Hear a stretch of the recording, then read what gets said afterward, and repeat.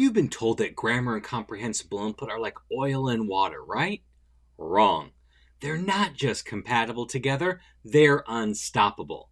If you're ready to revolutionize your language teaching, to make grammar stick in ways you never thought possible, and to see your students' proficiency skyrocket, then you're in the right place. Buckle up because we're diving deep into the world of comprehension-based grammar teaching. My name is Scott, and you're watching Immediate Immersion, where we're all about comprehension-based instruction in the modern language classroom. We'll be right back.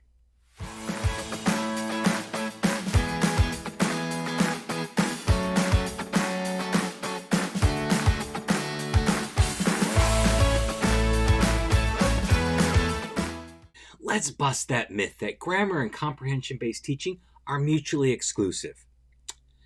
First, let's talk about embedded grammar lessons. So, we're doing story asking all of the time. We can try to incorporate in our story asking specific grammar structures that we want to focus on for that lesson. So within the context of the story or the reading that we're doing, we're going to hit that grammar structure hard, whether it be the past tense, or it could be future tense, or it could be whatever you want to focus on.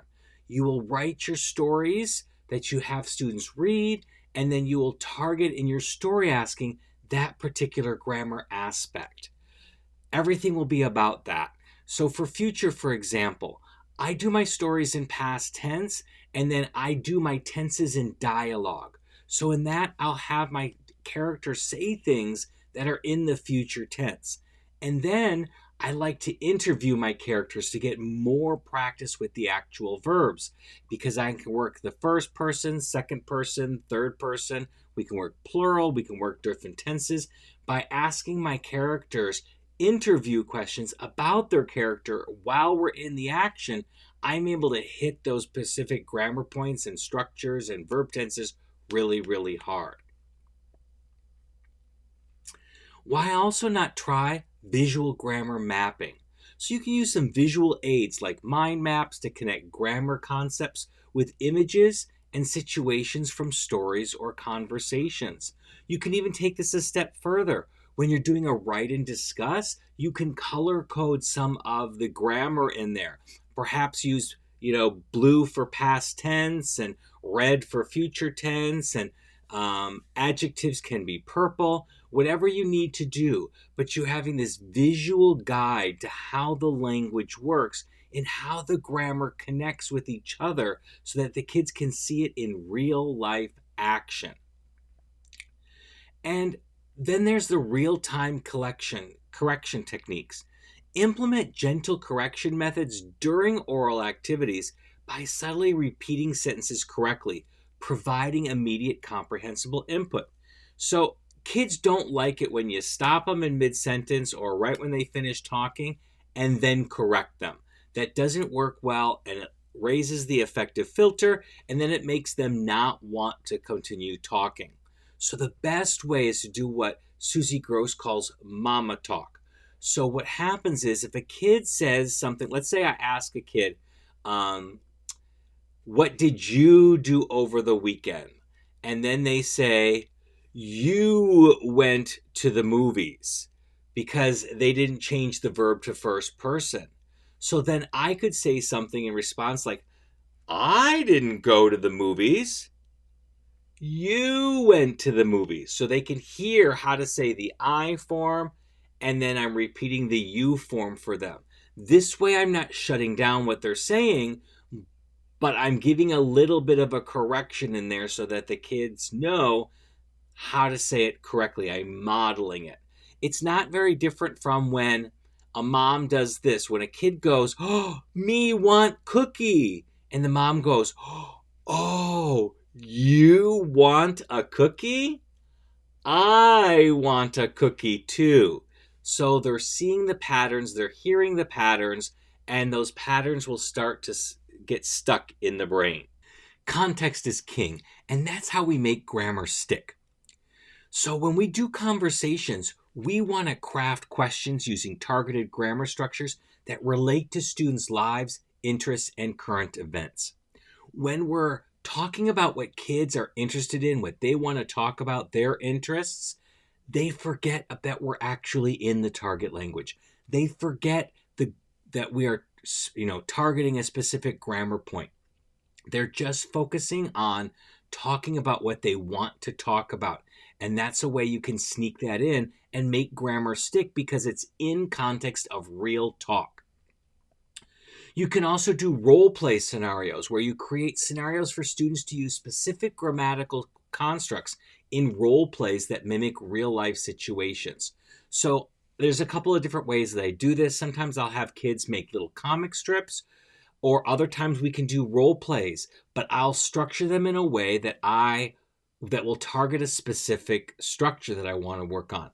So maybe I'll have them draw a comic strip or a role play of what they did over the weekend. So that would emphasize the past tense. Or we have a break coming up, like we have spring break coming up in a couple of weeks. So I might have them do a comic strip or role play what they will do during the break period. And that can focus on the future. So there's a lot of different ways that you can do this, but having them do comic strips or role plays can really help integrate, again, in real life context, the grammar that you're trying to focus on. And finally, there are grammar journals. Encourage students to write short, daily entries using specific grammatical structures, connecting learning with personal expression. So this is kind of like conversations, but in a written form. I might have for a warm-up a question that I might want kids to write just a short paragraph on. But based on the question, it's targeting a specific grammatical aspect. So again, I could ask them what they did over the weekend. I could ask them what are they going to have for lunch today. I could ask them what are they going to be doing next weekend. I could talk about what would you do if. All these types of ideas will get that kind of energy flowing. They're writing a short little paragraph and they're implementing those particular structures in what they're doing, again, in real context of things that they're actually interested or apply to them. Feedback is so very important when it comes to acquiring a new language. We want kids to know when they're doing things right so we can celebrate those, which will lower the affective filter, and then give kids the courage and confidence to break out of their box and try new things with the language. One way to do this is with corrective feedback games.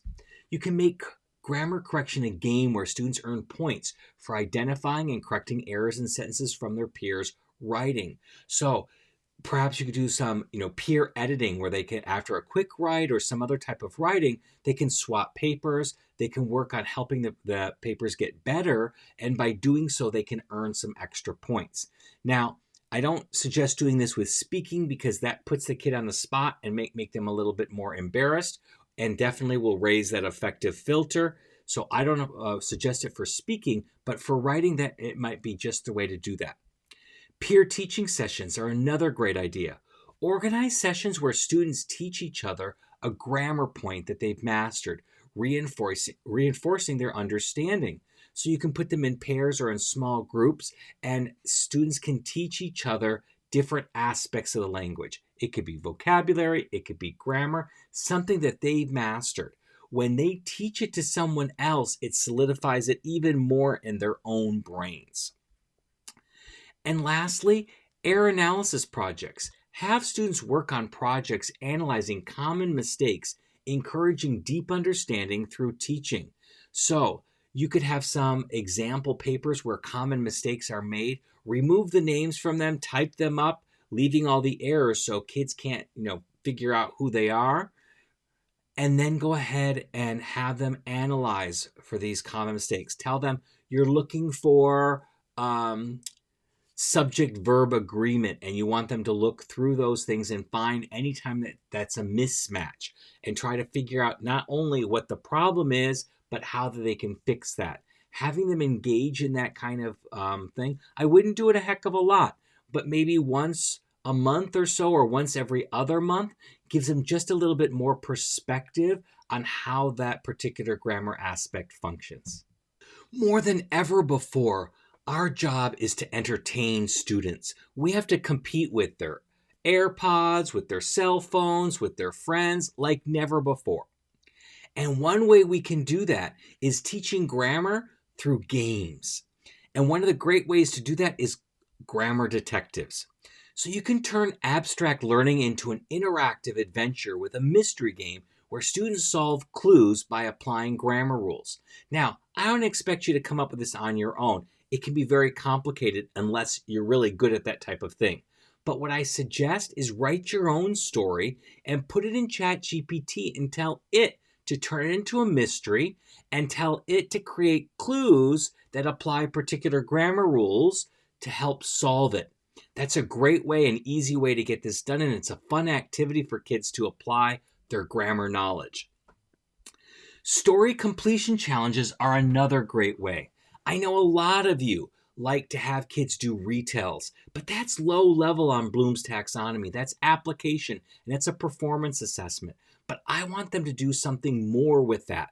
So I will have kids either write me a new beginning, write me a new ending, or tell me what happened before the story started, or tell me what happened after the story ended. This way they can take what they already know and create something new with it. And that's at the top of Bloom's. And that's really showing me their proficiency level rather than their performance level. And then I can gear this towards particular grammar structures based on the story at hand. It's a really fun, engaging way for kids to show what they know. Lastly, grammar karaoke. Who doesn't like to sing? Adapt popular songs by inserting blank spaces for specific grammatical structures. So go find those songs that enhance the conditional tense, the subjunctive, the past tense, whatever you're focusing on. Create a closed activity and you leave those words blank. As kids listen to the song, they'll fill in with those words. But then take it up a step notch. When you're playing the music to have kids sing, you're also going to leave those blanks out into the lyrics. So the kids will have to fill them in from their closed activities. It's a fun way to really put grammar into use, and it gets stuck in their head because there's a melody behind it. Next, let's dive into tech tools. How can we harness digital resources to enhance that grammar learning? First up, interactive grammar apps. So things like Memrise, Duolingo, Babbel, even Rosetta Stone. They can integrate grammar into the actual learning in a fun and engaging way. So have kids use these tools to practice outside of the classroom different ways to incorporate the grammar into the language. Another great idea, online forums and blogs. Create a class blog or a forum for students to post and comment on each other's work using targeted grammatical structures. How I set this up is you create a nice free blog, and then you have kids post what they did over the weekend.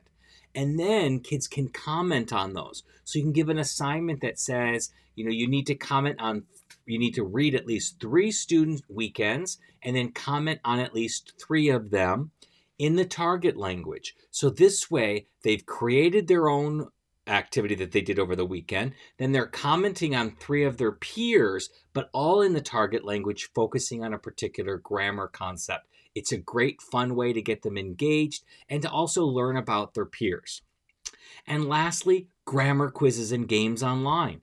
Use those free online platforms like Quizlet or Kahoot to create interactive quizzes and games that reinforce grammar lessons in an engaging, competitive, and fun way. So one way I like to do it, because I don't like traditional grammar exercises, so I like to work verbs a lot through Quizlet or Kahoot or even Blookit or Gimkit.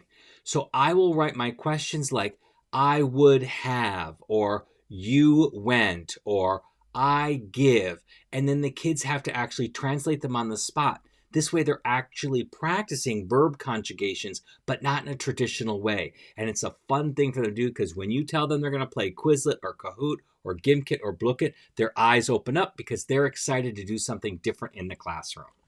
Now, I want to hear from you. Which of these strategies are you most excited to try out in your classroom? Drop your answers in the comments below. I can't wait to see the innovative ways you'll revolutionize your teaching. And remember, the learning doesn't stop here. Want to learn more? Join us at our Beyond the Basics course at mm.us/beyond, where we take RCA skills to the next level. Plus, YouTube's algorithm wizards have handpicked a couple of videos just for you right next to this one. Whether you're looking to dive deeper into comprehension-based methods or explore other revolutionary teaching techniques, give them a watch. Until next time, keep pushing the boundaries of what's possible in your classroom. Happy comprehensible input.